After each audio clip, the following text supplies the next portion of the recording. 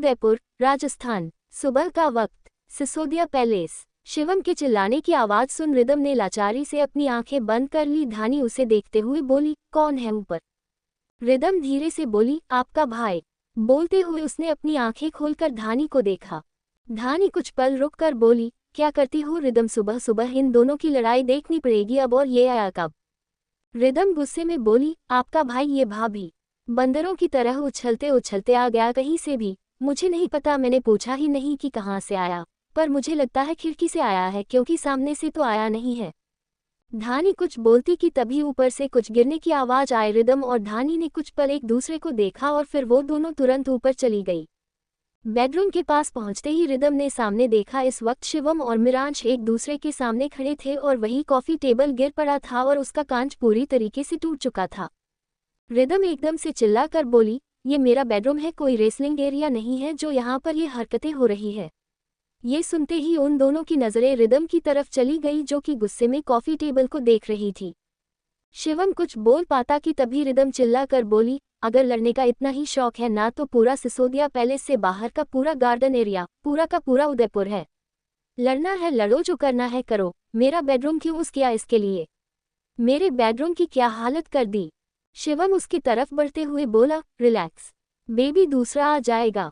Rhythm उसे घूरते हुए बोली, मैं भी आपके बेडरूम में जाकर कुछ तोड़ती हूँ और फिर बोलती हूँ कि दूसरा आ जाएगा। चलेगा आपको? आपको पता है ना कि मैं मेरे बेडरूम से कितनी अटैच्ड हूँ। अगर एक सामान भी इधर से उधर होता है तो मुझे गुस्सा आता है। आपने मेरे बेडरूम में आकर के मेरा कॉफी टेबल तोड़ दिया। धानी रिदम के कंधे पर हाथ रखते हुए बोली, रिलैक्स, मैं ठीक कर दूंगी, इसके जैसा दूसरा ले आऊंगी। रिदम धीरे से बोली, अब तो लाना ही पड़ेगा, तोड़ दिया इन्होंने। शिवम इरिटेशन भरी आवाज में बोला, मैंने नहीं छोड़ा, तुम अपने पति को बोलो, मुझे मत बोलो। ये सुनते ही रिदम ने कुछ पल शिवम को देखा और फिर उसकी नजरें अचानक से मिरांश की तरफ चली गई, जो कि आराम से खड़ा ये सारा ड्रामा देख रहा था। वो धीरे से बोली, तुमने तोड़ा है और तुम कुछ बोल भी नहीं रहे हो। अपनी गलती नहीं मानी है, तुम्हें अपनी गलती कभी मानते ही नहीं हो। मिरांश उसे देखते हुए बोला, प्रिंसेस, एक कॉफी टेबल के पीछे अपना दिमाग कौन खराब करता है? रिदम अपनी तरफ इशारा करके बोली, रिदम सिसोदिया अपना दिमाग खराब करती है, क्योंकि ये चीज़ मेरे लिए इम्पोर्टेंट है। इस कमरे में जो भी चीज़ है वो सारी चीज़ मेरे लिए मैटर करती है। अगर मैं तुम्हारे कमरे में जाकर तहलका मचाऊं तो तुम्हें कैसा लगेगा? मिरांश अपने दोनों हाथ बांधते हुए बोला, तुम ऑलरेडी ये हरकत कर चुकी हो प्रिंसेस, तो कोई खास फर्क नहीं पड़ेगा। रिदम ताली बजाकर बोली, तो फिर अच्छी बात है ना, मुंबई पहुंचते ही सबसे पहले तुम्हारे बेडरूम की। मिरांश बीच में बोला, पर प्रिंसेस, वो हमारा बेडरूम है, खराब करोगी तो सही भी तुम्हें ही करना पड़ेगा, राइट? बोलते हुए वो रिदम की आंखों में देख रहा था। रिदम उसे बोली, तुम मेंटल कहीं के, अस्पताल में क्यों नहीं चले जाते? तुम्हें पता है मीर, तुमने ना मेरा दिमाग खराब करके रखा है, तुम बिल्कुल एक नंबर के मेंटल मीर हो। मिरांश मुस्कुराते हुए बोला, thanks for the complement princess. तभी शिवम उससे बोला, मेरी बहन यहाँ पर इतने गुस्से में है और तुम उसे और परेशान कर रहे हो, उसके गुस्से को और बढ़ावा दे रहे हो तुम। मिरांश सार्कास्टिकली बोला, आपसे तो बेहतर हूँ साले साहब, मेरी बहन पर ध्यान दो, आपकी बहन को मैं देख लूंगा। शिवम कुछ बोलता कि तभी धानी उसका हाथ पकड़कर बोली, रिलैक्स, वो दोनों हैंडल कर लेंगे, तुम चलो मेरे साथ। बोलकर वो शिवम का हाथ पकड़कर उसे खींचते हुए बाहर ले गई। उनके बाहर जाते ही इधर रिदम एकदम से मिरांश का कॉलर पकड़कर बोली, तुम्हें पता है मेरा मन क्या कर रहा है? मिरांश उसकी कमर पर हाथ रखते हुए बोला, नहीं, बिल्कुल नहीं पता, तुम बता दो। रिदम उसे घूरते हुए बोली, मेरा ये मन कर रहा है कि मैं तुम्हारा सर पकड़कर फोड़ दूं, ताकि तुम्हें पता चले कि मुझे इस वक्त कितना गुस्सा आ रहा है। मिरांश कुछ पल रुककर बोला, प्रिंसेस, गुस्से का रियलाइजेशन करने के लिए तुम्हें मेरा सर फोड़ने की जरूरत नहीं है, तुम मुझे गुस्सा दिला दो, मैं समझ जाऊंगा। अगर कुछ बोलना है तो बोल भी दो, नो प्रॉब्लम। रिदम गहरी सांस लेकर बोली, यू नो वॉट, भाड़ में जो। बोलकर उसने मिरांश को हल्का सा पुश किया और तुरंत वॉशरूम की तरफ चली गई। इधर धानी शिवम को लेकर सीधे नीचे पहुंची। तभी शिवम अपना हाथ छुड़ाकर बोला, तुम मुझे नीचे क्यों लेकर आ गई? तुम अपने भाई का साथ दे रही हो सीरियसली? धानी उसे घूरते हुए बोली, ये क्या बोल रहे हो? अपने भाई का साथ दे रही हो? वो दोनों हस्बैंड वाइफ है, उनका पर्सनल मैटर है, तुम्हें क्यों बीच में कूदना है शिवम? प्रोटेक्टिव होना अच्छी बात है, पर इतना भी नहीं कि तुम उनके रिश्ते के बीच में पहुंच जाओ। अब चुप रहोगे, कोई बकवास नहीं सुनना मुझे। शिवम हैरानी से बोला, तुम मुझे चुप करा रही हो सच में? धानी उसे घूरते हुए बोली, तो क्या करूं? जब देखो कुछ ना कुछ उल्टी बकवास करते रहते हो। शिवम सिसोदिया, तुम्हारी बहन और मेरा भाई आपस में डील करे लेंगे, तुम्हें उन पर ध्यान देने की बजाय यहाँ पर ध्यान देने की जरूरत है। बोलते हुए उसने अपनी तरफ इशारा किया। शिवम कुछ पल रुककर बोला, तुम पर तो मेरा ध्यान हमेशा रहता है। धानी सार्कास्टिकली बोली, कब रहता है? मुझे तो नहीं दिखता। तुम्हें तो ये भी नहीं पता है कि कुछ चल रहा है यहाँ पर? शिवम कंफ्यूजन से बोला, what do you mean by कुछ चल रहा है? धानी उसे घूरते हुए बोली, देखा, मुझे पता था कि तुम्हें कुछ भी नहीं पता। तुम्हें ये रियलाइज नहीं हुआ कि मेरे ऑलरेडी पीरियड मिस हो चुके हैं और हम पिछले 1 साल से कंसीव करने के लिए ट्राई कर रहे हैं। तुम्हें याद आया? ये सुनते ही शिवम कुछ पल शांत रहा और फिर धीरे से बोला, मतलब तुम मजाक तो नहीं कर रही हो? ये सुनते ही धानी ने फ्रस्ट्रेशन से अपनी आंखें बंद कर ली। तभी शिवम उससे बोला, तो तुम्हें डॉक्टर के पास जाना चाहिए। आई मीन कॉम्प्लिकेशंस आ रही थी। 1 साल से हम ट्राई कर रहे थे, बट लाइक डॉक्टर को दिखाना चाहिए ना। हम आज ही जाएंगे, मैं अभी अपॉइंटमेंट लेता हूँ। बोलकर उसने अपना फ़ोन उठाया और तुरंत किसी को कॉल लगाते हुए दूसरी तरफ चला गया। इधर रघुवंशी पैलेस में वैशाली को चेक करने के बाद अनामिका जैसे बेडरूम में पहुंची, उसकी नज़र साहित्य की तरफ चली गई, जो कि सोफे पर बैठा हुआ था और कॉफ़ी पीते हुए कुछ सोच रहा था। अनामिका उसके पास जाकर बैठी और फिर उसे देखकर बोली, व्हाट हैपन? कहाँ खोए हुए हो तुम? साहित्य एकदम से होश में आकर बोला, नथिंग, बस ऐसे ही कुछ सोच रहा था। अनामिका कुछ पल रुककर बोली, मेरा आज बाहर जाने का मूड है, शाम को चलोगे मेरे साथ? साहित्य गहरी सांस लेकर बोला, अनामिका मेरा मूड नहीं है। मतलब? अनामिका बीच में बोली, यहाँ पर मूड की बात नहीं है, तुम्हें मेरे साथ चलना पड़ेगा, क्योंकि तुम मेरे हस्बैंड हो तो इतना तो बनता है ना। जहाँ मैं बोलूँगी वहाँ मेरे साथ चलो। साहित्य ने कॉफ़ी मग टेबल पर रखा और अनामिका को देखकर बोला, ओके, जैसे तुम्हारी मर्जी मिसेज अनामिका। साहित्य रघुवंशी बोलकर वो खड़ा हो गया। तभी अनामिका भी खड़ी हुई। वो जैसे ही कुछ बोलने को हुई कि अचानक टेबल से उसका पैर टकराया। वो गिरने वाली थी कि साहित्य ने उसे कमर से पकड़ते हुए संभाल लिया। अनामिका धीरे से बोली, सॉरी, पता नहीं कैसे, पर मतलब थैंक यू। साहित्य धीरे से बोला, ध्यान रखा करो अपना, ऐसे अगर गिरती पड़ी रही तो पता चला मैं आसपास नहीं हुआ और ज़्यादा गड़बड़ हो जाएगी। बोलकर उसने अनामिका को छोड़ा और फिर वापस गेट की तरफ बढ़ गया। अनामिका वही खड़ी साहित्य को जाते हुए देख रही थी। साहित्य गेट के पास जाकर रुका और अचानक से मुड़कर बोला, शाम को 6 बजे मैं आ जाऊंगा, रेडी रहना, ओके? ये सुनते अनामिका के फेस पर बड़ी सी स्माइल आ गई थी। साहित्य वहां से चला गया। इधर वैशाली बेड पर बैठी हुई थी और वो अपने फ़ोन पर इवान की फ़ोटो देख रही थी। उसे मिरांश से बात करनी थी ताकि वो एक बार इवान से वीडियो कॉल पर बात करें, लेकिन पता नहीं उसके दिमाग में ये डाउट आ रहे थे कि मिरांश उसे इवान से बात करने देगा या नहीं। रीजन ये नहीं था कि वो इवान को दूर रखना चाहता था, रीजन ये था कि वो शायद ये नहीं चाहता था कि विक्रांत और अभिराज को पता चले कि इवान कहाँ था। वैशाली धीरे से बोली, आई जस्ट होप कि जब मैं तुम्हें देखूं तो तुम ठीक हो चुके हो। बोलकर वो हल्का सा मुस्कुरा दी। तभी अचानक से दरवाजा खुला और विक्रांत गुस्से में अंदर आया। उसे देखते ही वैशाली ने कसकर अपने फ़ोन को मुट्ठी में भर लिया। तभी विक्रांत उसकी तरफ बढ़ते हुए चिल्ला कर बोला, सब कुछ तुम्हारी वजह से हो रहा है। तुम मेरी लाइफ की सबसे बड़ी प्रॉब्लम, मर क्यों नहीं जाती? इतना कुछ होने के बाद भी नहीं मरी क्या हो तुम? वैशाली उसे देखते हुए बोली, वही जो तुम नहीं हो, और खबरदार अगर तुमने मुझे अब हाथ लगाने की कोशिश की, मिस्टर विक्रांत रघुवंशी। विक्रांत धीरे से बोला, हिम्मत बढ़ चुकी है तुम्हारे अंदर बहुत ज्यादा। वैशाली ने अपना फ़ोन साइड में रखा और वापस विक्रांत को देखकर बोली, मेरा बेटा नहीं है यहाँ पर, मेरी बेटी के साथ शिवम सिसोदिया है और मेरे बेटे के साथ मिरांश रघुवंशी। तुम उन दोनों में से किसी का कुछ नहीं बिगाड़ सकते तो बचा क्या? कौन सी कमजोरी परिवार करके मुझे टॉर्चर करोगे? उसके अलावा अब मैं तुम्हें खुद को हाथ नहीं लगाने दूंगी। विक्रांत उसकी तरफ बढ़ने वाला था कि अचानक उसके दिमाग में कुछ आया और वो एकदम से रुक गया। अगले ही पल वो गुस्से में वहां से चला गया। वैशाली बस उसे जाती देखती रह गई। वही सिसोदिया पैलेस में रिदम इस वक्त ड्रेसिंग टेबल के सामने खड़ी थी और वो गुस्से में अपने पीछे कॉफ़ी टेबल वाली जगह को देख रही थी, जहां पर अब दूसरा कॉफ़ी टेबल आ चुका था। तभी किसी ने उसके सामने चुटकी बजाई। उसकी नज़रें खुद ब खुद मिरांश की तरफ चली गई।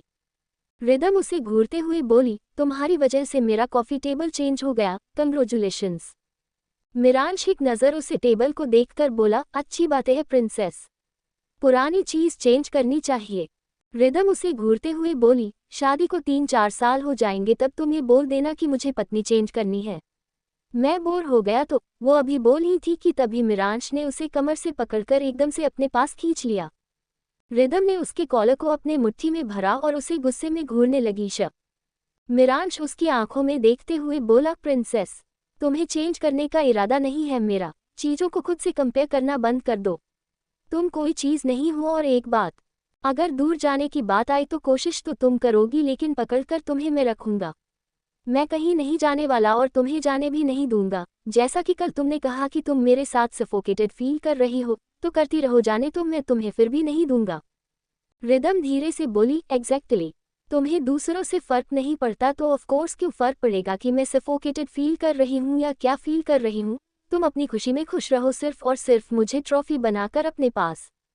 मिरांश बीच में बोला, तुम कोई ट्रॉफी नहीं हो प्रिंसेस, तुम मेरी इज्जत हो, मेरी सब कुछ हो। ये सुनते ही रिदम बिल्कुल चुप हो गई थी और वो चुपचाप मिरांश की आंखों में देखने लगी। मिरांश धीरे से बोला, आखिरी बार वार्न कर रहा हूँ, खुद को किसी चीज से कंपेयर करना बंद कर दो। अगर अगली बार ऐसी गलती की तो मुझसे बुरा कोई नहीं होगा। रिदम कुछ पल रुक कर बोली, तुमसे बुरा कोई है भी नहीं और ये बात ना मुझे दिल से निकली है।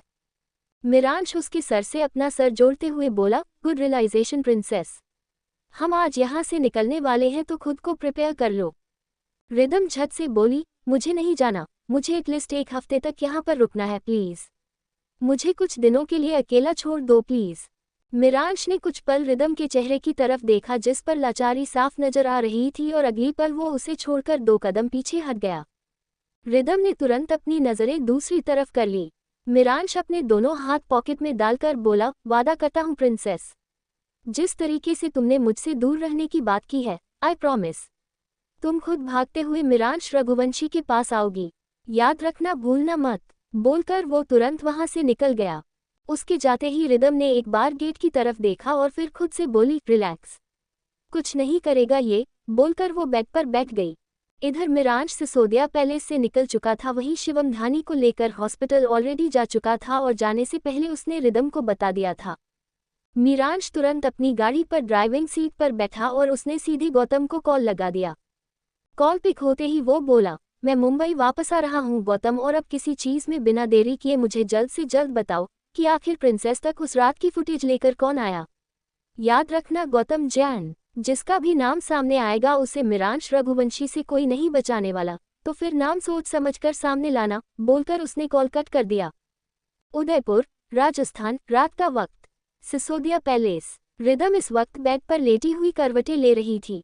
उसे नींद नहीं आ रही थी। उसे कुछ नहीं पता था कि आखिर उसे नींद क्यों नहीं आ रही थी, पर नहीं आ रही थी। रिदम एकदम से उठकर बैठी और चिल्लाते हुए बोली, क्या है, नींद क्यों नहीं आ रही है? कहीं नींद नहीं है? इस वजह से तो नहीं, जब से मेरी उससे शादी हुई है मैं हमेशा उसके साथ ही रहती हूँ, उसके बिना अकेले सोई नहीं। गॉड, इस लड़के ने मुझे अपनी आदत लगा दी। बोलते हुए उसने अपने सर पर हाथ रख लिया। थोड़ी देर ऐसे ही बैठे रहने के बाद रिदम फिर से बोली, नहीं, मैं उस लड़के को खुद को कंट्रोल नहीं करने दूंगी। रिदम सिसोदिया, तुम्हें नींद आ रही है? आ रही है। इतना बोलकर वो कुछ पल रुकी और फिर गुस्से में बोली, नहीं आ रही। बोलकर उसने तुरंत अपना फोन उठा लिया। रिदम कुछ सोच रही थी। उसका मन कर रहा था कि वो एक बार मिरांश को कॉल करे, लेकिन फिर वो कुछ सोचकर रुक जा रही थी। थोड़ी देर बाद रिदम खुद से बोली, मिरांश को नहीं, पर निधि को तो कॉल कर सकती हूँ। बोलकर उसने तुरंत निधि को कॉल लगा दिया। कुछ ही पल में कॉल पिक हुआ। रिदम झट से बोली, चिल्लाने से पहले या फिर मीर को बताने से पहले ये सोच लेना कि अगर तुमने चिल्लाने या ऐसा कुछ भी करने के बारे में सोचा तो मैं तुम्हें ब्लॉक कर दूंगी। निधि कुछ पल रुककर बोली, ओके मीर भाई की प्रिंसेस, नहीं करूंगी मैं ऐसा कुछ। आपने मुझे क्यों कॉल किया? रिदम अपना गला साफ करते हुए बोली, वो बस पूछना था कि वहाँ क्या चल रहा है। निधि हल्का सा मुस्कुरा कर बोली, मीर भाई ने अपना खाना स्किप कर दिया। और रिदम बीच में बोली, उसने खाना स्किप कर दिया और तुमने करने दिया कैसे? बहन हो तुम, रोक सकती थी ना। निधि लाचारी से बोली, आपके हस्बैंड हैं ना वो, पति बोलती हूँ ना आप उन्हें, तो आपको अच्छे से पता होगा कि वो नहीं मानते। मैंने कोशिश की पर आपके पति बहुत जिद्दी हैं। रिदम कुछ पल रुककर बोली, ये तो है, जिद्दी तो है, पर निधि प्लीज उसे खाना खिला दो ना। क्या कर रहा है? निधि बेड से उठते हुए बोली, बेडरूम में है।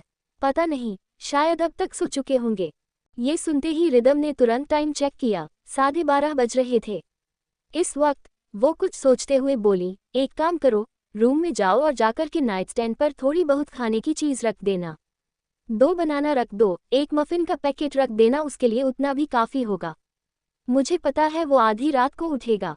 निधि हैरानी से बोली, आपको ये सब भी पता है? रिदम सार्कास्टिकली बोली, तो तुम क्या चाहती हो? पति बोलती हूँ, लेकिन मुझे उसके बारे में कुछ पता ना रहे। वो मेरे बारे में बहुत कुछ जानते हैं, तो मैं भी उसके बारे में इतना जानती हूँ। और धीमे कदमों से जाना, उसकी नींद कच्ची होती है जब मैं उसके पास नहीं होती। उसकी आँख खुल गई तो फिर वो सोएगा नहीं, और अगर वो सोया नहीं तो फिर पूरे दिन चिड़चिड़ा रहेगा।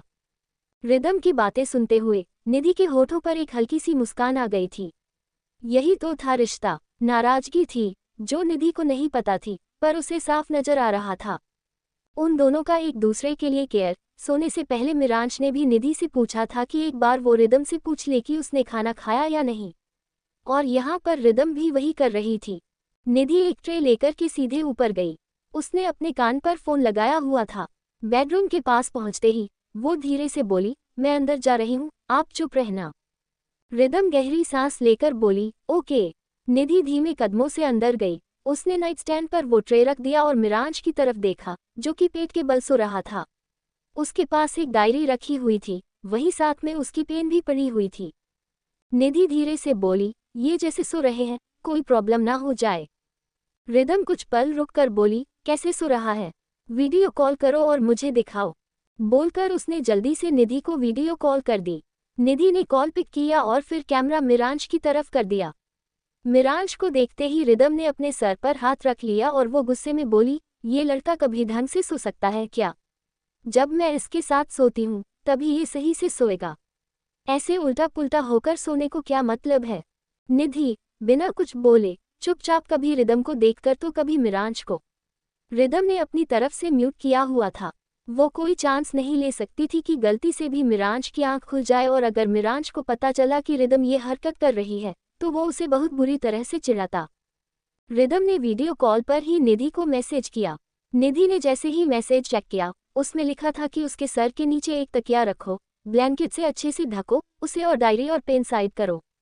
निधि ने एक गहरी सांस ली और फिर फोन को नाइट स्टैंड पर अच्छे से सेट करके वो रिदम का बताया हुआ काम करने लगी। रिदम सब कुछ देख सकती थी।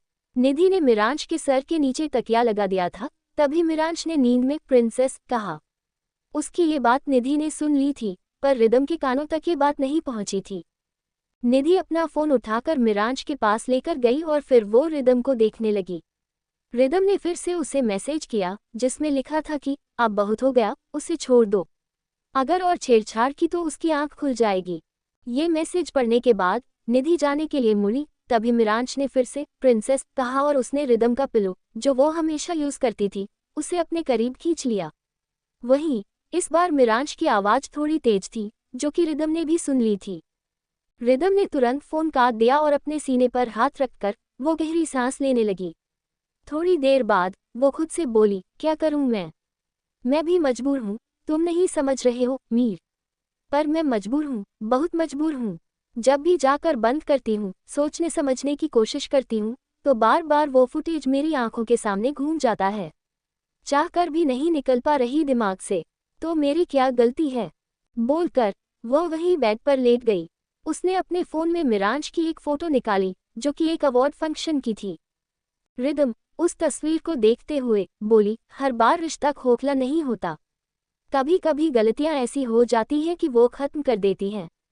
हर बार तुम सही हो ये जरूरी भी नहीं, कभी कभी साजिशें भी ऐसी हो जाती है कि वो हदें पार कर देती है। बोलकर उसने अपनी आंखें बंद कर ली। अगला दिन Raghuvanshi palace. Anamika dressing table के सामने खड़ी थी और वो ऑलमोस्ट रेडी हो चुकी थी। वो खुद से बोली, पता नहीं मैं सही सोच रही हूँ या नहीं। तभी उसके पीछे से आवाज आई, तुम बिल्कुल सही सोच रही हो और जो भी करना चाहती हो बिल्कुल सही कर रही हो। आई एम विद यू तो और किसी चीज के बारे में सोचने की जरूरत नहीं है। अनामिका एकदम से मुड़कर साहित्य को देखकर बोली, ऐसा तुम्हें लगता है, लेकिन जब धानी को पता चलेगा और उन्होंने कुछ बोला तो। रिदम को भी तो बोल रहे थे ना वो जब उसके लायक नहीं है, और भी कई सारी चीजें अगर उन्होंने। साहित्य बीच में बोला, मिरांश ने रिदम का साथ दिया था ना। मैं हूं तुम्हारे साथ। अनामिका धीरे से बोली, पर दादू के सामने तुम चुप रहते हो। साहित्य, उनके सामने तुम कुछ नहीं बोलते। बोलकर उसने कुछ पल साहित्य को देखा और फिर जाने के लिए आगे बढ़ गई। अनामिका गेट के पास जाकर कुछ पल के लिए रुकी और साहित्य को देखकर बोली, मैं गलत नहीं बोल रही हूं कि तुम कुछ नहीं बोलते। बड़ों की रिस्पेक्ट करना अच्छी बात है, लेकिन मुझे सिक्योरिटी नहीं फील होती। बोलकर वो बाहर चली गई।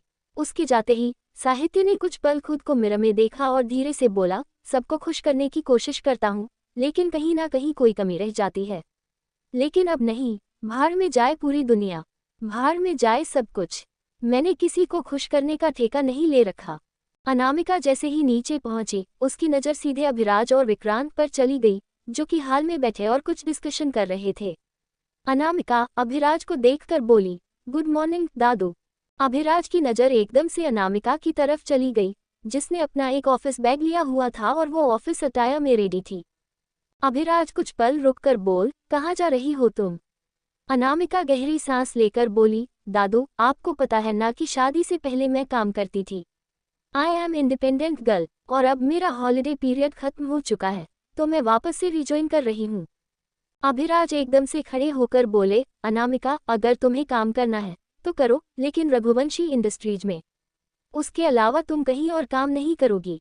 अनामिका धीरे से बोली, पर दादू रघुवंशी इंडस्ट्रीज में मेरा काम नहीं है। वो आप लोगों की कंपनी है, आप लोग हैंडल कर रहे हैं। मैं अपना काम कर रही हूँ, what I want to do. Please try to understand. Abhiraj बीच में ही बोल, सीरियसली अनामिका मुझे लगा था कि तुम बिल्कुल साहित्य की माँ मीनल जैसी हो, बट नो, तुम भी रिदम की तरह निकल रही हो। जो चीजें अच्छे से हो सकती हैं, उन्हें प्रॉब्लम क्यों क्रिएट करनी है तुम सबको। अनामिका कुछ बोलने वाली थी कि तभी साहित्य तेज आवाज में बोला, दादू उसे जो करना है वो करेगी। ये सुनते ही अभिराज, विक्रांत और अनामिका की नजरें साहित्य की तरफ चली गईं। साहित्य अनामिका के बगल में आकर खड़ा हुआ और उसका हाथ पकड़कर अभिराज से बोल, what she want to do she will do. मैं हूँ इसके साथ, और मैं चाहता हूँ कि ये जो करना चाहती है वो करे, बिना किसी रुकावट के।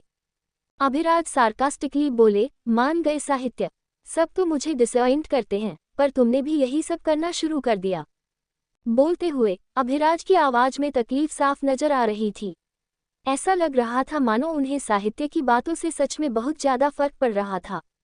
अभिराज की ऐसी बातें सुन अनामिका ने अपना हाथ छुड़ाने की कोशिश की, लेकिन साहित्य ने उसके हाथ पर अपनी पकड़ मजबूत कर दी। वो अभी भी बिना किसी भाव के अभिराज को देख रहा था। साहित्य कुछ पल रुककर बोला, मैं हमेशा वो करता हूँ दादू जो आप चाहते हैं, लेकिन मेरी वाइफ हमेशा वो करें जो आप चाहते हैं, दिस इज नॉट पॉसिबल। उसकी अपनी लाइफ है, उसकी अपनी चीजें हैं, वो जो करना चाहती है वो करेगी, और मैं वो करूँगा जो आप चाहते हैं, तो कोई प्रॉब्लम नहीं है। अनामिका तुम खुद जाओगी या मैं तुम्हें छोड़कर आऊँ? अनामिका धीरे से बोली, आई विल गो। ये सुनते ही साहित्य ने उसका हाथ छोड़ा और फिर उसे जाने का इशारा किया। अनामिका ने एक गहरी सांस ली और फिर वो तुरंत गेट की तरफ बढ़ गई। तभी साहित्य तेज आवाज में बोला, बेस्ट ऑफ लक। उसकी बात सुन अनामिका के कदम कुछ पल के लिए रुके। उसने एक बार मुड़कर साहित्य को देखा और मुस्कुराते हुए बोली, थैंक्स। बोलकर वो तुरंत वहां से निकल गई। साहित्य ने एक बार अभिराज को देखा। वो कुछ बोलने वाला था कि तभी अभिराज गुस्से में वहां से चले गए। विक्रांत ने सीधे साहित्य के कंधे पर हाथ रखा और आगे बढ़कर उसके कान में बोला, सुसेना साहित्य, सबको खुश रखना चाहते हो पर रख नहीं पा रहे। किसी एक को तो चुनना पड़ेगा। पहले मिरांश और डैड में तुम किसी एक को चुनते थे और वो हमेशा दादा होते थे। अब अपनी बीवी और दादू में से किसी एक को चुनो। अब मुझे देखना है कि तुम क्या चुनोगे। बोलकर विक्रांत हल्का सा मुस्कुराया और वहां से चला गया। साहित्य अभी भी अपनी जगह चुपचाप खड़ा था और उसी जगह देख रहा था जहां से अभिराज तुरंत गुस्से में निकले थे। इधर सिसोदिया पैलेस में रिदम जैसे ही नीचे गई उसकी नज़र शिवम और धानी की तरफ चली गई, जो कि एक दूसरे को देख रहे थे और धीरे धीरे कुछ बातें कर रहे थे। रिदम तेज आवाज में बोली, हेलो, ऐसी कौन सी बातें हो रही हैं आप दोनों के बीच, जो कोई तीसरा सुन लेगा तो कुछ गड़बड़ हो जाएगी। धानी एकदम से उसे देखकर बोली, ऐसी कोई बात नहीं है जो कोई तीसरा सुनेगा तो गड़बड़ हो जाएगी। वो एक्चुअली तुम्हें कुछ बताना था। ये सुनते रिदम ने कुछ पल धानी को देखा और फिर उसकी नज़र शिवम की तरफ चली गई, जो कि खुद उसे देख रहा था और उसके चेहरे पर नर्वसनेस साफ नजर आ रही थी। रिदम सार्कास्टिकली बोली, कमाल है, ऐसे भी कौन सी बात आ गई जो मेरे भाई और भाभी दोनों के चेहरे पर 12 बजे हुए। ऐसा लग रहा है कि क्या ही हो गया। शिवम उसकी तरफ बढ़ते हुए बोला, तुम्हें बच्चे कितने पसंद है। रिदम मुस्कुराते हुए बोली, ये कैसा सवाल हुआ, बच्चे तो सबको पसंद होते हैं और मुझे भी पसंद है आप लोग। इतना बोलते ही वो एकदम से रुक गई। रिदम ने कुछ पल शिवम को देखा और फिर उसने धानी को देखा, जो कि मुस्कुराते हुए उसे देख रही थी। रिदम अचानक से चिल्लाकर बोली, सीरियसली, भाभी प्रेग्नेंट है? ओ माय गॉड, मैं बुआ के साथ साथ मामी भी बनने वाली हूँ। वो आई कांट बिलीव इट। भाई, आप सच बोल रहे हो ना? ये कोई मजाक तो नहीं चल रहा है। शिवम मुस्कुराते हुए बोला, सच है, कल हम हॉस्पिटल गए थे, राइट। रिदम अपने सर पर हाथ रखकर बोली, तो आप लोग इस चक्कर में? ओ माय गॉड, कंग्रेचुलेशन भाभी। बोलकर रिदम सीधे आगे बढ़कर धानी के गले लग गई। वो तीनों के तीनों बहुत खुश थे कि तभी अचानक उनकी खुशी के बीच रिदम का फोन बजा। उसने जैसे ही अपने फोन की तरफ देखा तो गौतम कॉल कर रहा था। रिदम कुछ पल के लिए कंफ्यूज हो गई, लेकिन फिर उसने कॉल पिक कर लिया और उसके कॉल पिक करते ही दूसरी तरफ से गौतम घबराते हुए बोला, भाभी, मीर भाई वो। गौतम की पूरी बात सुनते ही रिदम के हाथ से फोन छूटकर नीचे गिर गया। क्या सुना रिदम ने? जानने के लिए पढ़ते रहिए।